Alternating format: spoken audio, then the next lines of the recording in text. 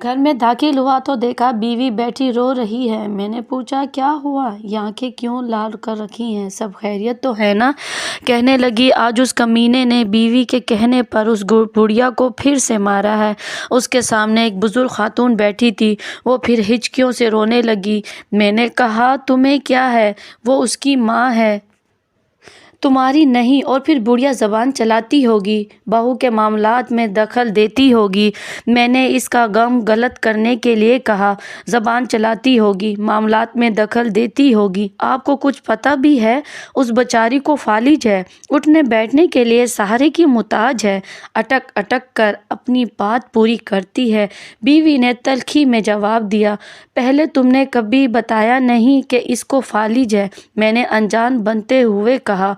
वो बोली, 1000 दफ़ा तो बताया है, मगर आपको कपड़ों के अलावा कुछ याद रहे ना। अच्छा छोड़ो, मैंने मौजू बदलने की कोशिश की। हम कर भी क्या सकते हैं। मेरा दिल करता है कि इस बुढ़िया को अपने घर ले आऊं कुछ दिनों के लिए। मेरी बीवी ने कहा, क्या कहा, पागल हो गई हो, पुराई मुसीबत अपने गले डालोगी। मुझे उसकी सोच पर गुस्सा आ गया। सिर्फ हफ्ते भर के लिए उसने मेरे गुस्से को नज़रअंदाज करते हुए कहा, शायद वो पहले ही से सब प्लान बनाकर बैठी थी। नहीं नहीं, ये नामुमकिन है, और वो फिर अपनी माँ हमें क्यों देंगे। उसकी बीवी की कई मर्तबा कह चुकी है कि बुढ़िया कहीं तो दफ़ा हो जाओ, मरती भी नहीं हो, कुत्ते की सी जान है। बीवी ने कहा, अच्छा ये कहती है वो। मैंने बीवी का दिल रखने के लिए कहा, बस आप मान जाएं और इसको अपने घर ले आएं। ये कहती हुई वो मेरे पहलू में आ बैठी। यही इसका खतरनाक हमला होता है, अपनी बात मनवाने का। अच्छा जी, अब इस बुढ़िया को घर लाने की जिम्मेदारी भी मुझ पर डाल रही हो, और ये तो सोचो कि तुम इसको संभालोगी भी। मैंने कहा, अपने बच्चे तो नहीं हैं, मैं घर भी सिवाय टीवी देखने के और क्या करती हूँ। चलो वो आ जाएगी तो मेरा दिल भी बहला रहेगा। इसने उदासी से कहा, हमारी शादी को 10 साल हो गए थे, मगर औलाद से महरूमी थी। मैंने सोचा चलो बात के देखते हैं, बात करने में कोई हर्ज नहीं है। वो कौन सा अपनी माँ हमें देने पर राज़ी हो जाएगा। अगर राज़ी हो गया तो मैंने सोचा फिर 1 हफ्ते की ही तो बात है, अगर बात में अपने ही गले पड़ेगी। तो अचानक मुझे ख्याल आया, अगर वो बुढ़िया मुस्तकिल गले पड़ेगी तो मैंने अपने खदशे का इजहार किया। बीवी से कहा, ये तो अच्छी बात है। इसने खुश होते हुए कहा, सच कहते हैं औरत बेवकूफ़ होती है। मैंने दिल में सोचा। अगले दिन शाम को काफ़ी सोच विचार के बाद इनके घर गया। कुछ बात करने के बहाने ड्राइंग रूम में बैठा था। इसने झूठे मुंह भी चाय का नहीं पूछा। मैंने अपने प्लान के मुताबिक इससे कहा कि मेरी बीवी फालिज का इलाज कुरान पाक से करना चाहती है और वो आपकी औलादा का इलाज करना चाहती है। ये सुनकर इसने किसी खुशी का इजहार ना किया तो मैंने बात जारी रखी कि इसमें मसला ये है कि आपकी वालदा को हफ्ते भर हमारे ही घर रहना होगा। आप फिक्र ना करें, हम इसका अच्छे से ख्याल रखेंगे। ये सुनकर इसके चेहरे पर शर्मिंदगी और खुशी के मिले जुले असरात पैदा हुए।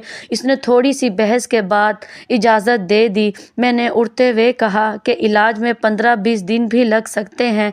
इसने और भी खुशी महसूस की।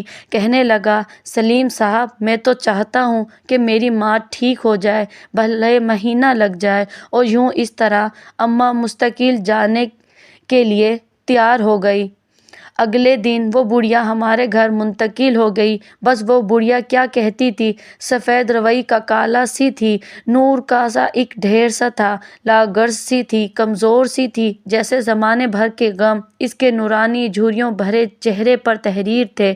आँखों के बुकते चराब, कपाते हुए होंठ, मुनासिब खुराक और देखभाल न होने की वजह से हालात और ज़्यादा ख़राब थे। मेरी बीवी तो तन मन धुन से उसकी खिदमत में लग गई। इसके लिए हर चीज़ खरीदी गई, बिस्तर, कंबल, चादरें, कपड़े और अच्छी खुराक। ना खिदमत से अम्मा के चेहरे पर रौनक आने लगी।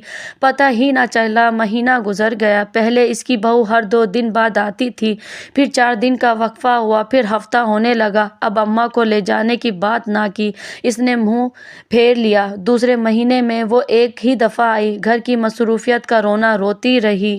تیسرے مہینے کے بعد اس نے آنا بند کر دیا۔ میں نے بیوی سے کہہ دیا کہ اب اماں تمہاری ذمہ داری بن گئی ہے، اب تم سنبھالو۔ بیوی نے خوشی کا اظہار کیا۔ یہ غالباً 7واں مہینہ تھا کہ اس آدمی کو اس کی بیوی نے قتل کر دیا اور بعد میں وہ خود بھی پکڑی گئی اور یوں اماں صرف ہماری ہی ہو کر رہ گئی۔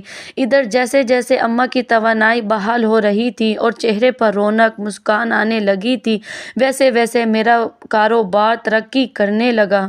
ایسا لگتا تھا جیسے مجھ پر دھون برسنے لگا ہو۔ سال بھر میں میری 3 دکانیں ہو چکی تھیں۔ تیسرے سال ہم تینوں میں بیوی اور اماں نے حج کی شہادت حاصل کی۔